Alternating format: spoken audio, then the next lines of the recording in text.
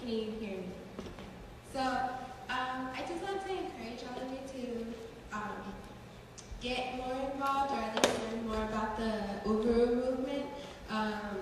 If not InPDUM, there's other things you might want to be interested in. But InPDUM specifically, I'm part of InPDUM, and I just want to say that it is worth investing your time in.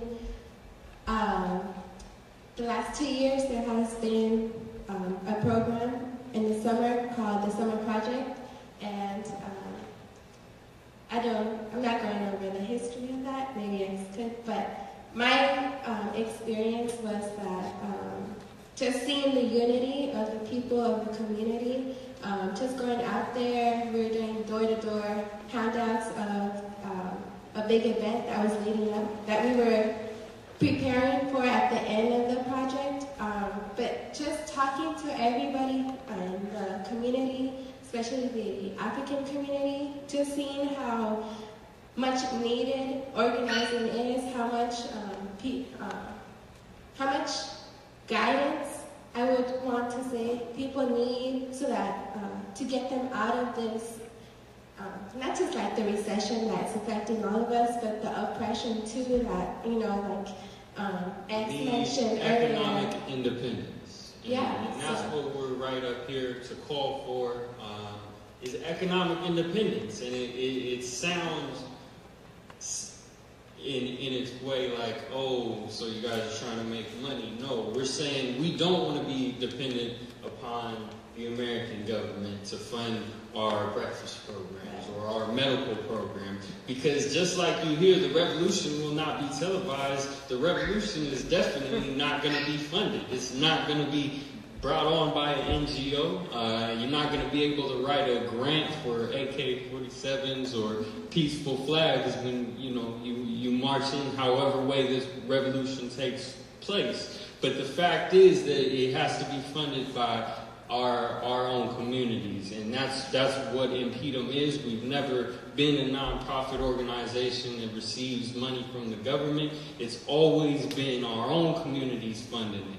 So all the projects you see us putting on, the different organizations are supported by our own communities. When you see a cassava farm being built in West Africa, when you see a community garden being built in Oakland, that's people in our neighborhoods who have committed their time or their resources, because both of them are just as important to this movement that they feel is empowering and changing their community. Something that is going to really be something you can see, something substantial in your hands. That's what economic independence is, and that's what we're calling for, to not be dependent upon the American government, because when there is something serious, when there is a situation like a natural disaster, you see the American government's response to our communities in situations like Katrina. We should be the first ones on the ground, and that's what did happen, is that you saw members of the community, going against laws to not go back into the area just to save people. So we were making a call right now for financial support from this community, because we know that we have to own our organization. We can't just say, oh, I'm a member of InPDUM, but, we get funded by these people over here. That in itself is, you're obviously serving someone else's interest. But if you can stand tall and say, yeah, the reason that we got these flyers and this venue put on today was because of my donation, because of my support, that's what powers this organization. That's what makes the change. And that's... we're trying to raise $300 tonight. We're trying to raise $300 tonight, but every night we're trying to raise more than that. We want to break our goals, because we feel that our community has that and more to provide towards something that they see substantial and something that is really creating change in their community. I know grandparents who will come into a store and buy a $20 card that says, hey, you just gifted a goat to a village in Africa. You know, $20 to something they have no idea, you know, where that money's going to, how much percentage going in whose pocket. But this is something where you can physically see, get a live stream of what is being worked on by this organization all around the world. So that's why we have to have this moment where we ask a call to pull our resources together, because we know that we have been economically oppressed, physically oppressed in all these types of ways. So, you know, if one person right here in the house tonight wants to donate $300, have us hit our goal right now, so you know we're going to break our goal, you could raise your hand, and you know, we'll just move to the back and ask everyone else to donate in the cans, and we can get right back to organizing what we're here for, what we're about. But, you know, if no one has that type of funds, $300 in the air, anybody brought some cash to support their organization? If nobody has that type of funds, we can drop it down, $250. If two people in the house came up with $150, raised it in the air right now, we would meet and exceed our goal. Because I know other people are going to be donating. So if two people dropped $150, I mean, this is our organization. Really, people, really. You do not see invisible children coming into our neighborhood telling us how to lead a revolution for ourselves, because they couldn't. That's not their role. This is our role, and we're stepping up to the plate. We're seeing it happen. You see what we're doing here and what we're trying to build on, and it needs that type of support. So can I get $100 in the house? 100. Few 50s. Anybody with $50 to support the movement. $50, anywhere. All right. We got, everybody's gonna probably just throw in some smaller amount, and we'll hit our goal still. So how about $20? $20 in the room. I will be the first to throw $20. Mayel, $20. We got $20 in the back over there. That's $60 right there. Anybody else want to throw $20 in the pot? $40 to meet 100.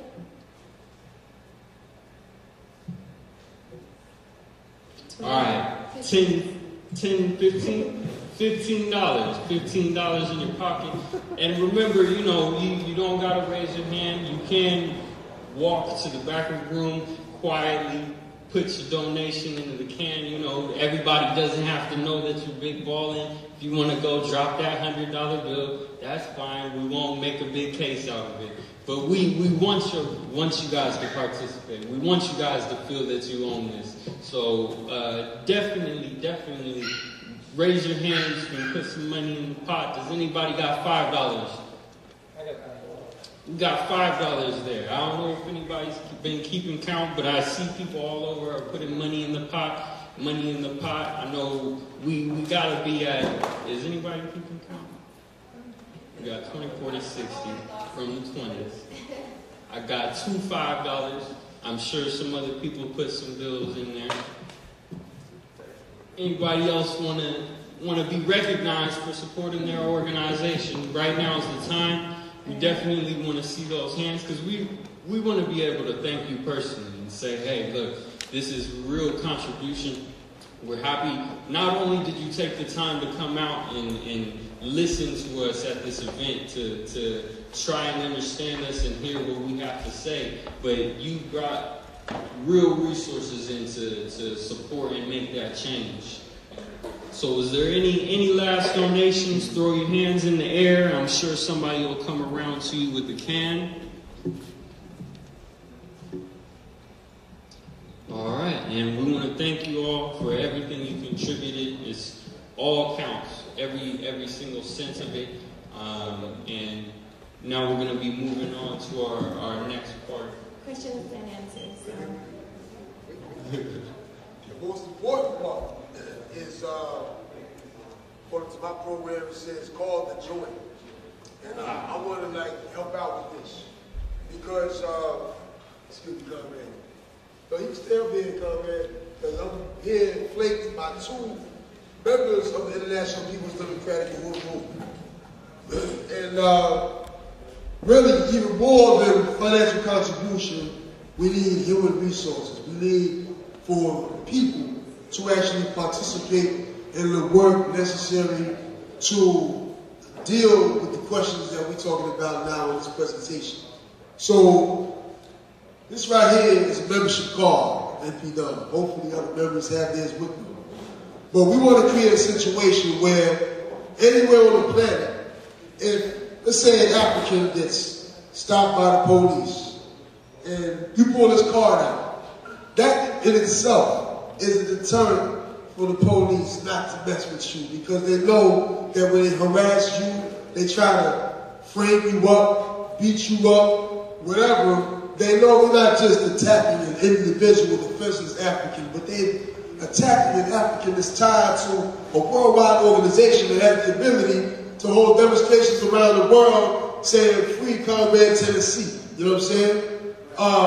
That's the type of organization that we're trying to build. And more than that, your membership is a concrete statement of your unity with what the organization is about. To join InPDUM is a $35 annual at minimum. There's other levels of membership, and you can read the join form to get more information about how you can join. But on a basic level, a standard membership is $35 for the year. And that makes you qualified to be an actual voting member. At the convention, for example, that's where you vote for the international leadership of the organization. You talk about elections and democracy, you don't experience that through the U.S. electoral process. You experience real democracy through your own revolutionary organization. And if you don't join, then you don't have no say. So we want to encourage everybody to not only state your unity with the organization's program, but be an actual part of the organization's process by becoming a member. So again, by a show of hands, who is interested in joining the International People's Democratic Uhuru movement tonight? Anybody? We have one in the back. Uhuru. Uhuru. Excellent, excellent. What's your name, brother? Jason. All right, man. So we have the membership table right there. We'll hook you up, right? And I did not mention this when we were passing the cans around, but we also accept pledges. We know that people in our community, you know, we're not always carrying $35 when we go to a meeting to learn something. And so you just write down on a card that you pledge to pay this amount. If you felt like you really wanted to donate tonight, but just didn't have the cash on you, you can go back to that table, fill out a pledge card, and then, you know, really commit and say, all right, I'm gonna pay to my organization. And, you know, it's going to take some time, and I'll set up a plan for it. But that's actually what I've been doing this year. I pledged that I would get $200 donated. And so I gave myself a goal, you know, $20 every month. You know, if that gave me 2 months just in case, you know, times are tough. But so far, every single month, I'm sending that $20 in, and I'm going to reach my pledge goal. And that's something I'm going to feel proud of at the end of the year, because I know that $200 has contributed to this organization. And that $200 may not seem like a lot to some people, but to me, that's a lot for me, and that's as much as I could give to the organization. I've seen people raise their hand and give $15,000 to the organization in a meeting just like this. We had a meeting over at Lincoln High School where we had a crowd smaller than this of community members at a majority Mexican and African school in the most impoverished area of San Diego compared to Point Loma and Ocean Beach, raised over $1,000 when in a smaller room than this. That's the power of this organization. That's what drove people to want to own this, to want to be a part of this. And so you can make your pledges in the back and really say, hey, I am going to be an InPDUM member. It may not be at this exact moment, but next in my 2 weeks of payments, I will be a card-carrying InPDUM member. And when I am harassed by the police and they see this card, they'll know that people in San Diego are politically educated, that we're smart, that we're not going to take the shit, and that we are going to be involved in our own struggle to free ourselves, free our minds. And so we don't want to see just regular members. We want to see Malcolm X members, Marcus Garvey members. Those are the people who have given $250 or $500 and chosen to be members for life. They said, you know, I'm not going to wait every year to pay $35. I'm going to get it all out my pocket and say, this is something I'm going to be a part of for the rest of my life, because it's that important. So, you know, I'm already real thankful for you all just for showing up, but for the people who have raised their hands and say, you know, I want more and I'm hungry for more, you know, I really commend you for going above and beyond. Was there anybody else who wanted to raise their hand today and make the commitment to say, you know, I want to become an InPDUM member? And just so we get a feel of the audience, everyone who is either right now a current InPDUM member or who has previously been an InPDUM member, can you raise your hands just so you all know the people in here representing, you know, who have been organizing on the ground?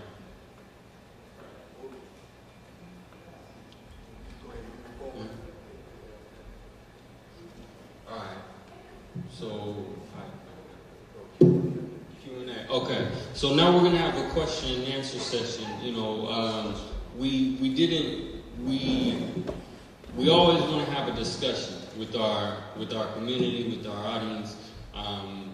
It's even in our day-to-day organizing. When we sell the Burning Spear newspaper, our goal isn't to get that dollar from you because we're trying to make an organization out of selling dollar newspapers. No, it's to get the information in your hands and hear what you think about it.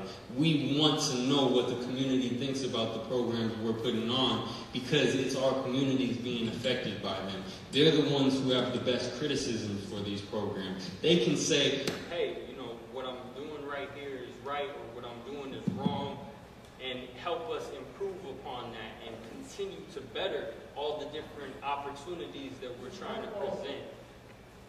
All right, so we're going to move forward. So, basically, I want to frame this discussion in such a way, because I strongly believe that we have an urgent task before us as African people, where oppressed people as a whole are shaping their futures. You see this resistance, you see organization. Look at what Hamas is doing right now in Palestine, in the Gaza Strip. They are engaged in resistance, and they're trying to take control of their future.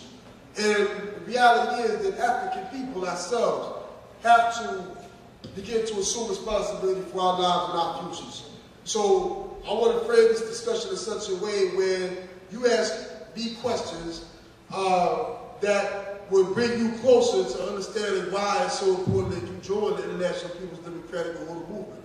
I'm assuming that those of you who decided not to join tonight have a reason for doing so.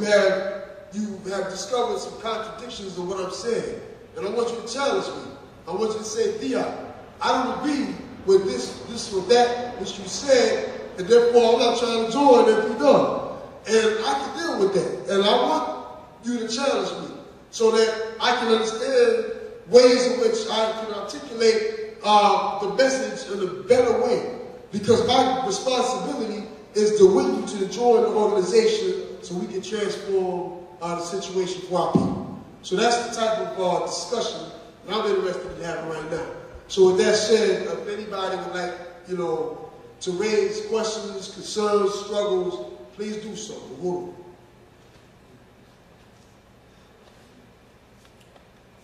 Yes, sir, brother. Yes, sir.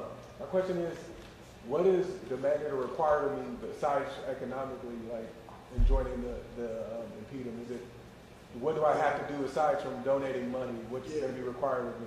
I'm glad you raised that, because I was actually concerned that one thing that we recognize is that not everybody has the ability to do what I do in terms of time, availability, and other things. You know, So we want to create a situation in which there's something that everybody can do. We have a saying in our movement that nobody knows or can do everything, but everybody can do something.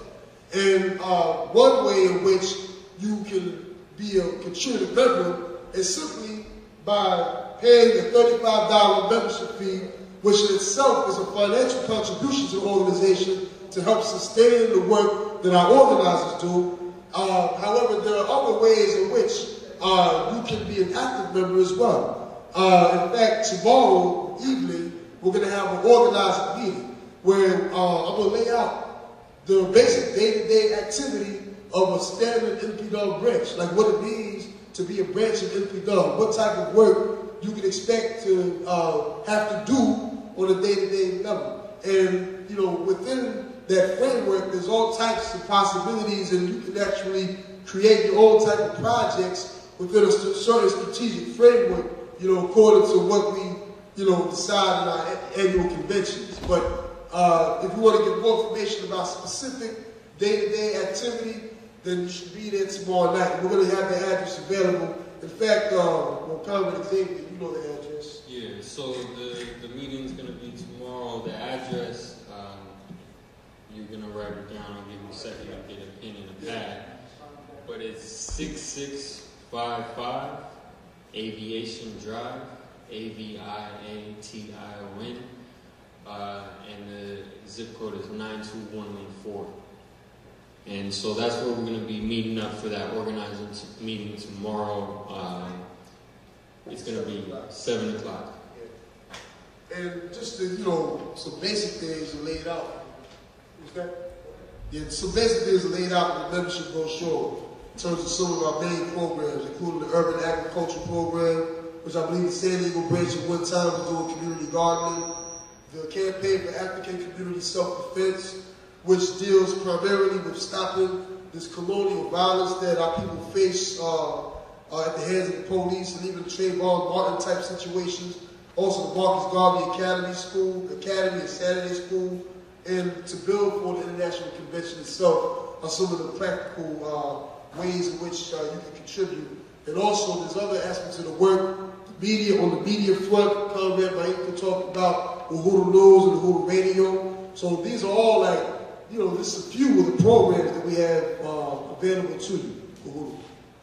I would like to just throw in on that, being over the part of the action problem, Uhuru Radio, that we definitely can use graphic designers, if you're an audio engineer, if you can edit video, if you can shoot video, if you're a journalist, if you want to write articles, like someone could be here, they could write a report on this, what you saw, what was happening. Yeah. That would be, if you can proofread, if you can edit. You know, we have a newspaper that goes out around the world every month. We have a Uhuru News where we have articles and essays and lessons that go up. We need writers. We need accountants. We need a lot of different things. Your gift can be used. So there's plenty of place for you to work. Uhuru. Thank you for that. Anybody else? Brother, does that answer your question? Yes. Okay, good. Are you satisfied with the answer? Yeah, I'll be there tomorrow. Excellent, excellent. Uhuru, Brother Kwame. Comment, the Uhuru movement is a very broad movement. Can you give us some examples of the different areas or different aspects of the Uhuru movement, for instance, ABDEP, Yeah, so like the brother said, the Uhuru movement is kind of like a popular term for the umbrella movement or organization that is led by the African Socialist International. And under the Uhuru movement, you have such organizations like InPDUM, but you also have the All African People's Development and Empowerment Project, which Kwame just referred to, which specifically deals with the questions of sustainable development in the African community. Things like the community garden are projects that APDEP in particular takes on. In Sierra Leone, APDEP has a very strong, I would say Sierra Leone is a stronghold for the APDEP work, where we have vocational school, where hundreds, literally hundreds of students attend to get vocational training. We have an agricultural program, a water purification program that's right now happening in Sierra Leone and in other parts of the U.S. and that is growing in Europe as well. You also have the African People's Solidarity Committee.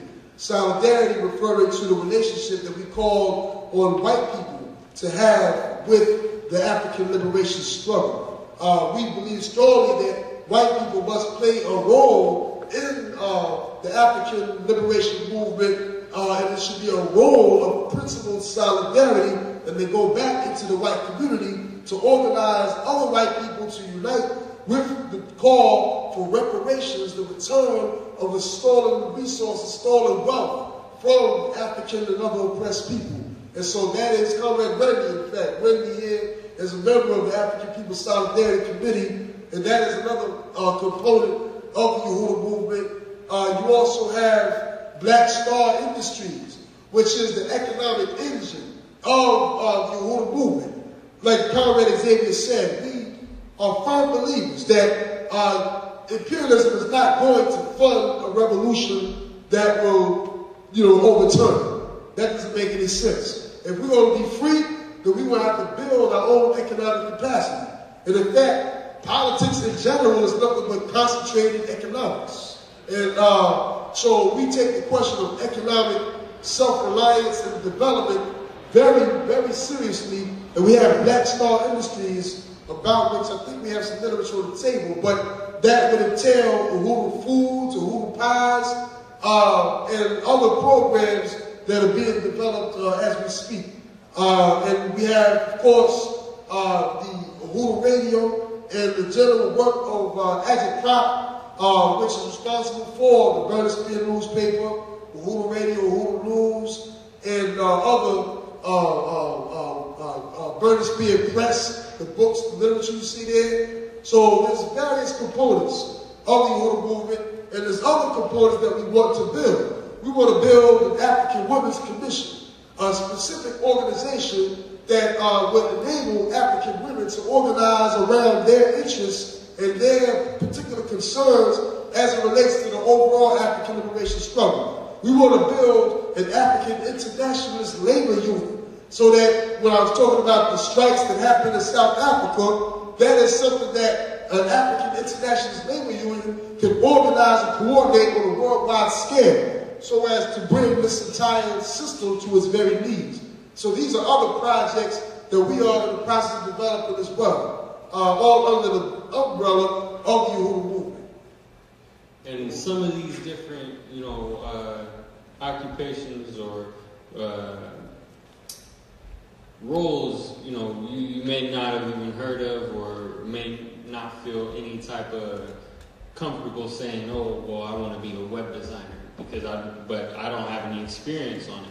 One of the biggest things the Uhuru movement does is give new skills training to people in our communities, whether it's journalism, whether it's website editing and design. There's all different types of programs being put on, which means we have people with experience and knowledge in these fields that want to pass this on to people who are enthusiastic.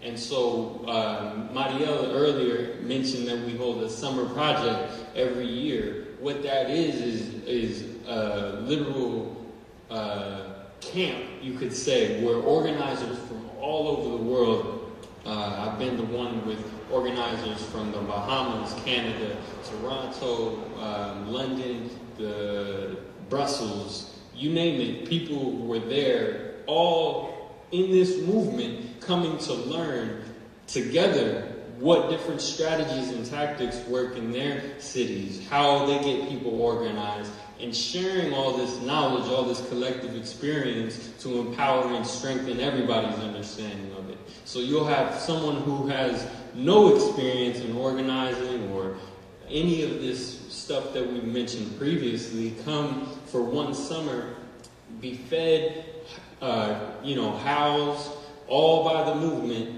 and come out of it with great skills on how to manage a website, on how to organize people in their communities to sell the Burning Spear newspaper, on how to proofread and write your own articles about issues going on in your city. that are affecting your communities and submit them and have them published in the Burning Spear newspaper, which is internationally circulated. So your story will be read by Africans going through the same conditions in Brussels and all different parts of Asia, Europe, the continent, and South America.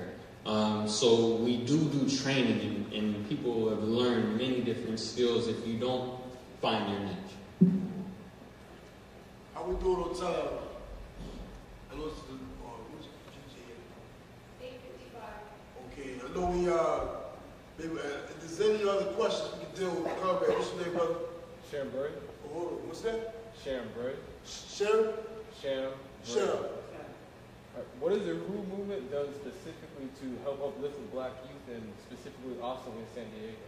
Okay, good. So I'm sure that Xavier can talk about what we've done in San Diego, but on the whole, one of our tasks is to build the African International Student Organization, which is not just to deal with Africans in school, but to organize African youth, but also to build a youth organization that would take on particular questions. Perhaps, in one mass rally, I can even show the video on horizontal violence, which I know is a real serious issue that's impacting a lot of communities. I just came up from Oakland where literally there was a shootout right in front of, right in front of the building, you know what I'm saying? And that's the problem that happens throughout our communities, and part of the work we do is to organize the youth around understanding who their real enemy is and to protect and defend the African community as opposed to fighting each other. But Comrade Xavier, can talk more about what we've done in San Diego. And so he spoke on how we're trying to organize the International African, or the African International Student Organization. Students, as we know, have always been leading forces of change. I think it was said earlier, children that go to school to learn how to deal with the future, how we're going to face the problems that we're looking at now. And so universities, schools have enormous amounts of resources, of knowledge that's not publicly circulated in our communities, but that we have family members who have children and students and sons and daughters in these school systems who have access to research libraries, access to all these different types of resources, whether it's the student organization budgets or just having access to a building so that you can have the community organize a meeting on campus. That's one thing that there's been a huge separation of from past organizing from students to present organizing of students, is that the whole reason we have ethnic studies programs, the whole reason we have educational opportunities program departments that offer financial aid and services for first-generation college students is because of organizations who struggle to get those programs put in place for their children and for their next generations. But what we've seen is those programs be co-opted and taken over by people with different interests. So nowadays on campus, when African Student Organization used to be leading the charge on what proposition or laws affecting our community was going on and leading the education part of it because they have the access to the actual research and the facilities to analyze it, now we're seeing them organize Lil Wayne come on campus so that everybody could have a kickback chill day, to have different producers or MCs come and share their knowledge and experience in certain industries. But that conscious political life is not there.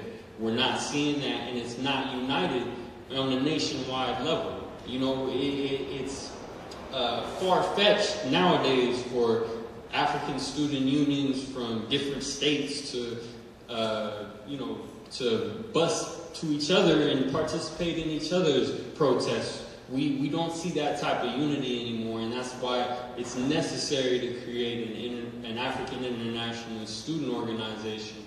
And then we can organize around the issues being faced right here. Most prominent, budget cuts across the board of education will be the first line of defense when any type of legislation comes up saying that we're going to strip your children's futures, that we're going to tear down the facilities that are the building blocks for their future lives.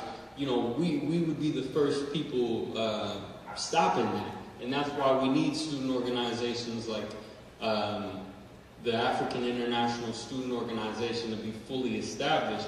We do have students in the Uhuru movement all over the country and the world who are taking part in InPDUM and these different organizations, but they need to focus on that access they have to the college resources so that we can address not only stop the budget cuts in California, but wait a minute, why is it that we should be stopping the budget cuts? And should we be stopping the budget cuts if the budget is only going towards a colonial education that isn't teaching us education to get us out of our communities, or not get us out, but uplift our communities in a way that is positive and not destructive to the people around us? Uhuru, we got to move. Did that question? Sorry. Can I help answer this question? Because Real quick, Kwame, because we do got to move forward to the agenda. Okay, And I want to get the sister's question as well. But one thing we got to be clear on, we're talking about the question of youth. The students are important, but the fact is the students are not a driving force of anything. In fact, students are not a social force at all. Neither is the youth, so to speak. Most African youth don't even have the luxury of enjoying a youth, so to speak.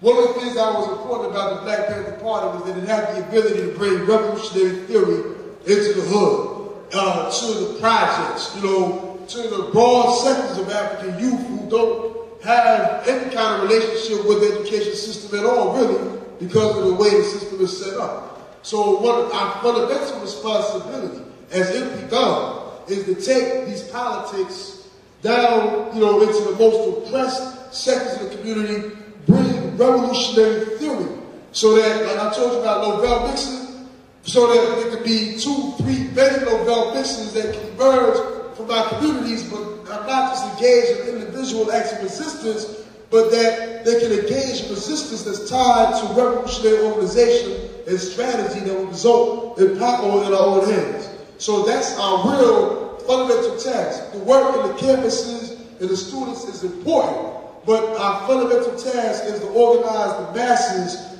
of people, but most of whom do not even have a relationship with the schools, so to speak. So I just want to be clear about that as well.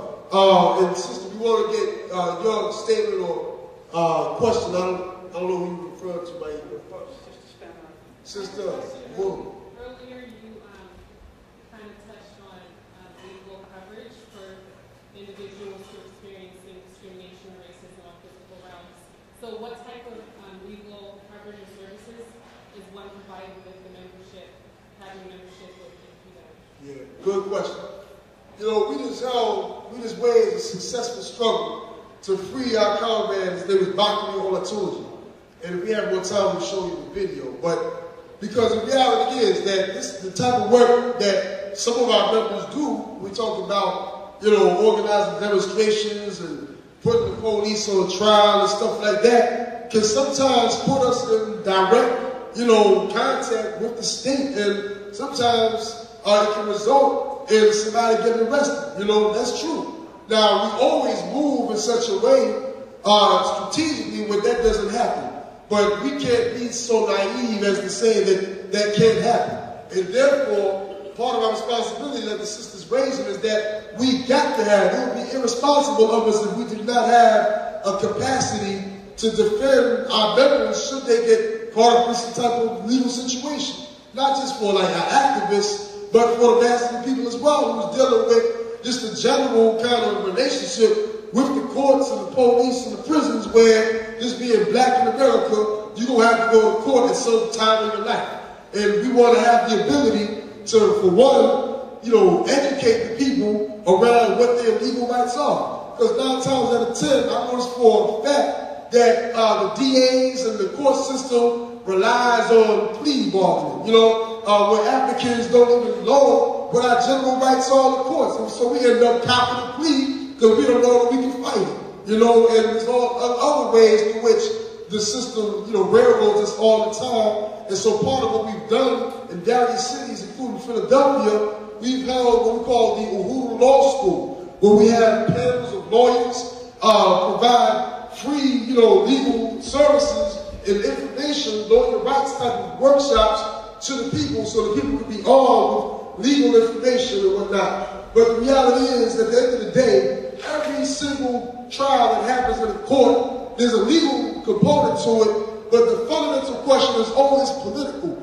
Every single trial or hearing that happens in any courtroom in this country is a political case when it comes down to it. And the DA, the judge, even the jury, how they understand the case that's going on will be shaped and defined by how, the ideas in society allow it to be defined. So we have a movement, a vibrant, strong movement out here that is challenging the very validity of a court system. How the hell can the U.S. government call anybody a criminal when it's the biggest criminal on the history of the planet, And when we can, win that understanding in a deep, profound way, it's going to be hard to find a jury to, find any African guilty of anything under that type of understanding. And I speak in real broad terms, but that's part of what we did with our recent struggle to free our comrade Bakari Olatunji, who is a veteran movement leader in Oakland, California. He actually led a contingent of our members to police so-called open house to serve a people's subpoena to the chief of police, where we was putting the police on trial for the crimes they committed against the people.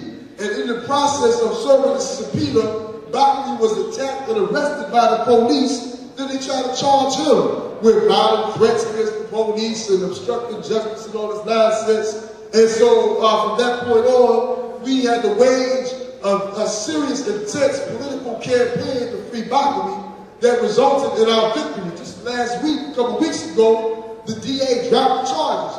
Only reason why they dropped the charges is because we made it impossible for the DA and the court system to get away with creating a situation where we got to defend Bakari. We put a situation where the DA and the OPD had to defend themselves against the charges that they are the criminals, So, and that's the type of movement that we got to build, along with the fact that we was able to raise over $5,000 to cover the legal fees and the bail and all that. But to answer your question, sister, we take the question of having legal, economic capacity to pay our lawyers and to have as many lawyers as we can run into the movement so that when we have to go to trial, we have support on that front as well.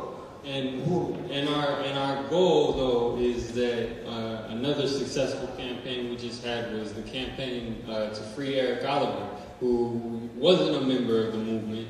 He was a young African who had defended a younger friend of his from a mob of people who literally dragged his friend out of a house in the style of old-day lynchings. And he fought off the mob single-handedly, yet he was the only one charged by the police.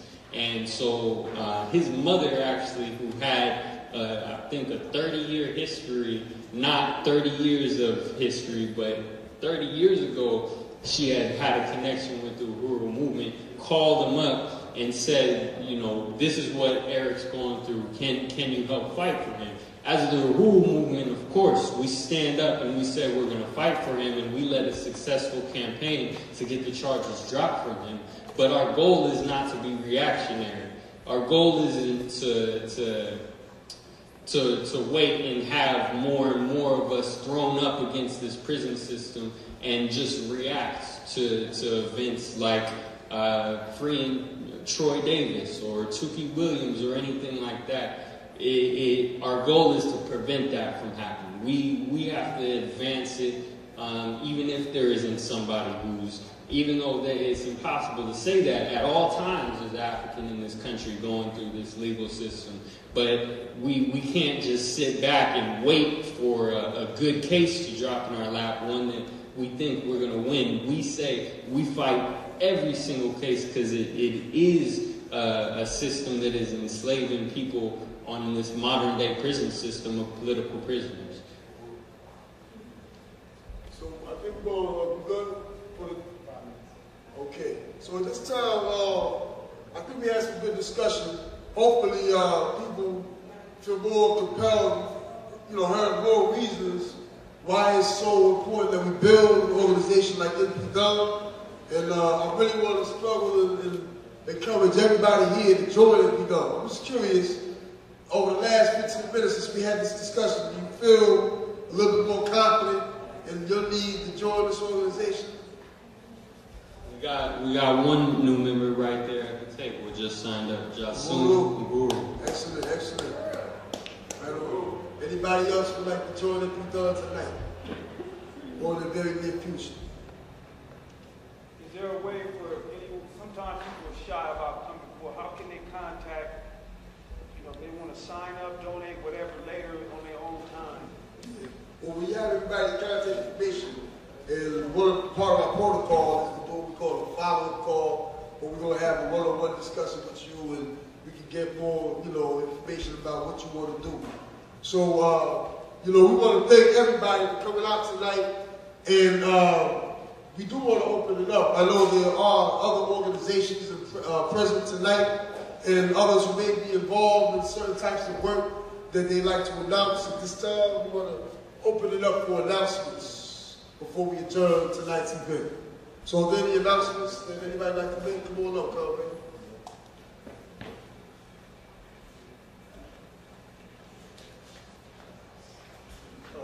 My name is Alfredo. I am part of the Save Our Barrios Committee, and first I'd like to thank InPDUM for putting on this event tonight and then giving me the opportunity to say a few words, and also to Diop for coming all the way down from Oakland to express the need for revolutionary organization and how dire it is.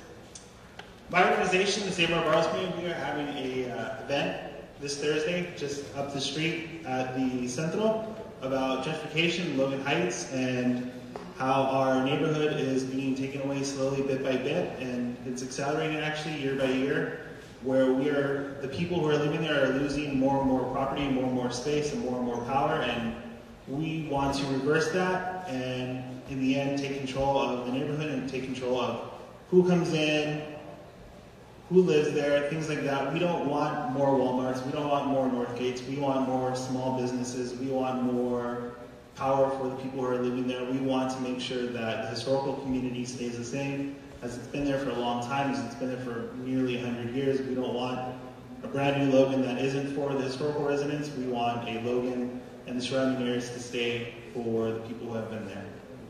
Thank you. That's going to be this Thursday from 6 to 8 p.m. this Thursday. Thank you.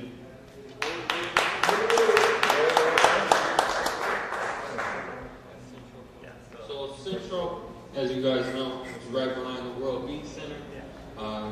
We know InPDUM will have a presence there, and hope you all can attend that as well.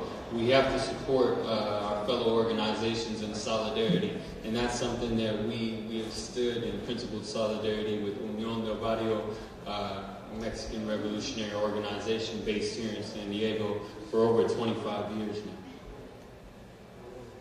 So hopefully we'll see those who want to build InPDUM and get involved in this work tomorrow night at 6655 Aviation Drive. And we talk some more, like, the event is formally adjourned, but we can wrap. Uhuru.